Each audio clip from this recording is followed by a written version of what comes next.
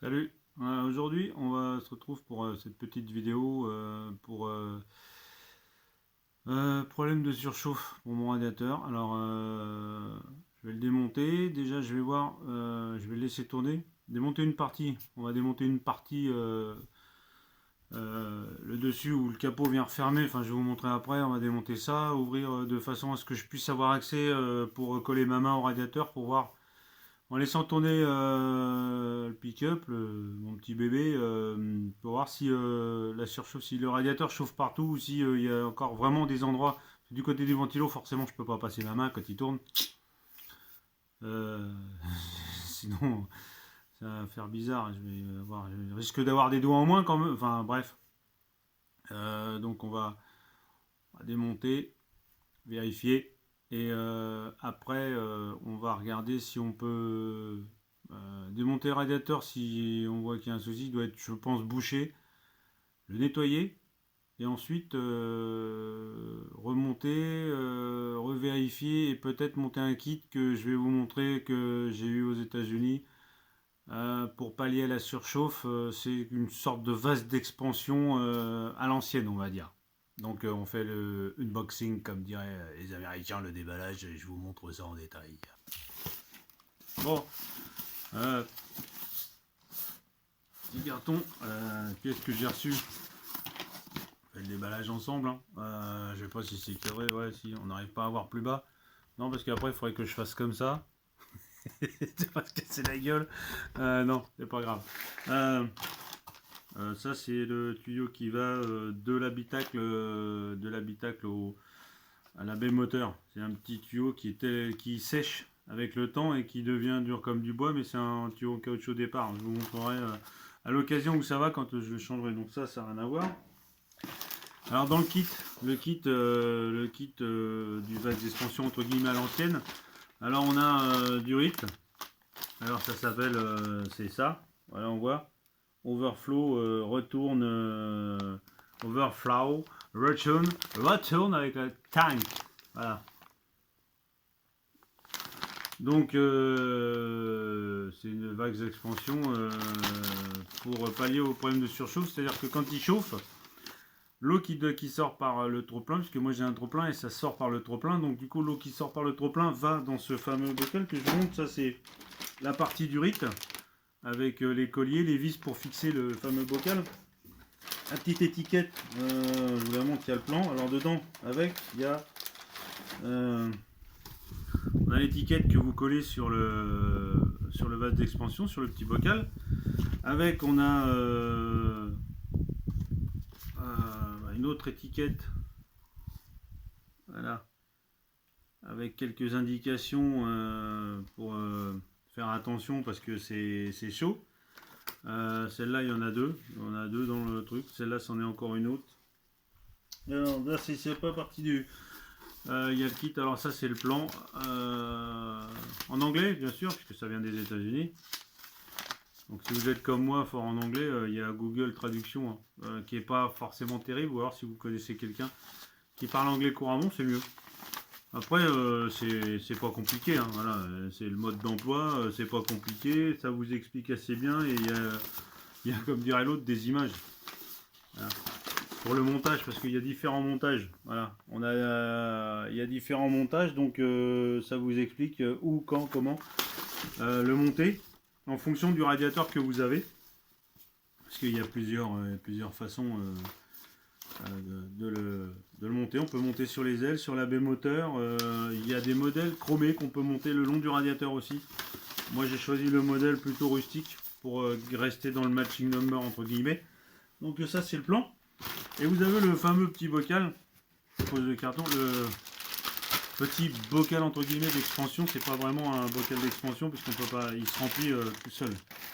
Donc voilà, le petit bocal avec les deux sorties. Alors il y a, enfin les deux sorties, il y a une entrée et une sortie, puisque vous avez une entrée pour remplir le bocal, parce que le principe c'est que quand le radiateur monte en température, monte en pression. Moi j'ai un trop plein, donc après avec le bouchon il y a un ressort avec une soupape, ça passe par le trop-plein. J'ai un tout petit tuyau qui à l'heure actuelle coule par terre. Donc je pense que le circuit sur ces modèles-là, le circuit n'a pas été prévu. Après, vous pouvez mettre un radiateur en alu. Il y en a qui mettent des radiateurs en alu, d'autres qui changent pour un radiateur plus moderne et plus adapté, donc mieux refroidi. Déjà, moi, je voudrais voir si on va essayer de voir si l'ancien, le radiateur d'origine, si on peut le sauver entre guillemets, pas le sauver, mais si on peut faire quelque chose. Et mettre ce kit là qui voilà, ça fait rustique, c'est le modèle tout simple. Il y a des modèles, il n'y a pas de bouchon. C'est vraiment le réservoir, un réservoir en plus. Ça peut-être, voilà, le fait qu'il y ait une réserve aussi dans ce réservoir là, ça peut peut-être permettre d'être un peu mieux au niveau de la surchauffe. On verra. Je vais déjà nettoyer le radiateur. Donc là, une entrée, une sortie. Vous avez l'entrée, donc ça remplit. Le principe, c'est que ça remplit le bocal avec ce qui doit ressortir quand il monte vraiment, quand il est vraiment en surchauffe, ou quand il chauffe, quand il monte en pression.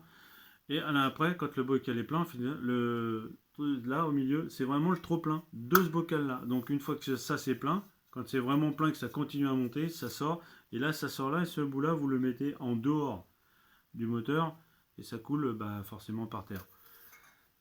C'est un petit réservoir en plus du radiateur qui peut permettre, et normalement le principe c'est que quand ça refroidit, d'après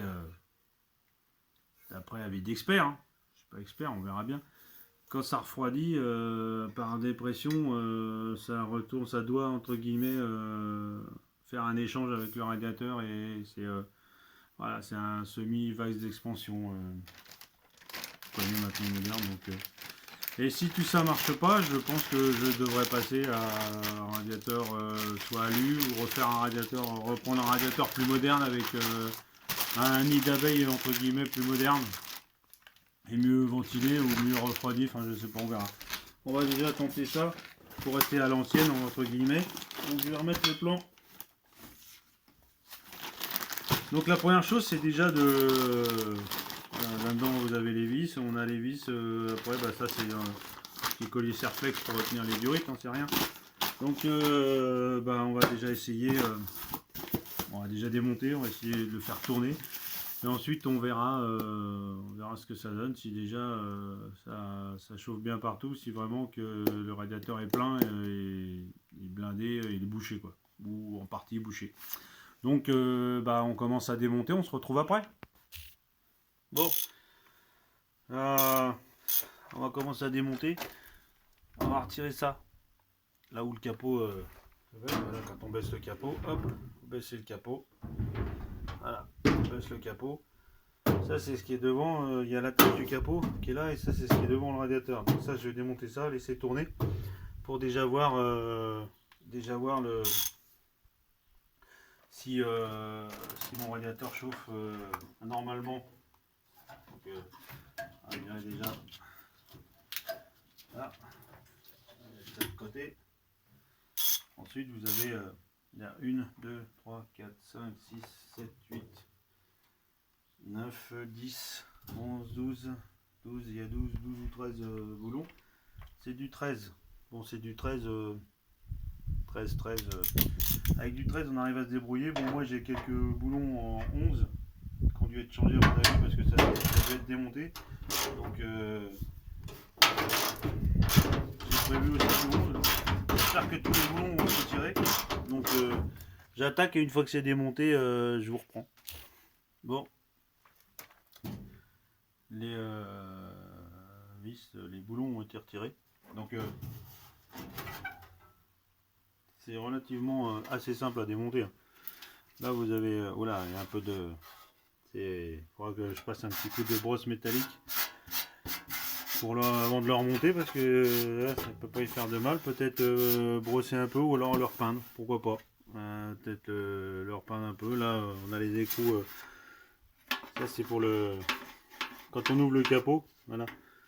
Ça c'est assez, il n'y a pas plus simple, il n'y a pas plus simple. Je sais pas si on voit bien, là c'est le support, là le capot revient, le champignon et le ressort du capot reviennent dedans. Donc on va mettre ça de côté, voilà, parce que ça va tomber. côté tranquillement. Et donc là du coup on a accès au radiateur. Alors le radiateur, là il y a les petites pattes de chaque côté. Là vous pouvez voir, si je vous prends et puis que je vous montre un peu plus près. Voilà, là on peut voir le radiateur. Et là à l'intérieur, voilà, c'est fixé.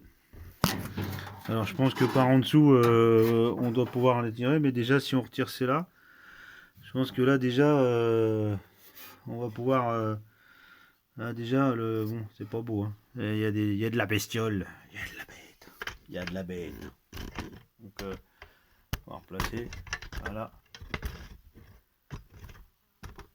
Voilà. Donc eh ben je vais le démarrer. On va laisser ça là et on va voir on va le démarrer, on va voir si après ceci dit en passant, la calandre, si on veut démonter la calandre, je passe la tête dedans, là, il y a les clignotants. Ah, j'avais un nid de guêpe. Il y avait un nid de guêpe aux États-Unis. Je pense qu'il y a eu un nid de guêpe dans la calandre aux États-Unis et du coup je vais le trouver, mais il n'y a plus rien, il n'y a plus rien. Ouais, donc là, et pour démonter la calandre, bonne question, les boulons sont.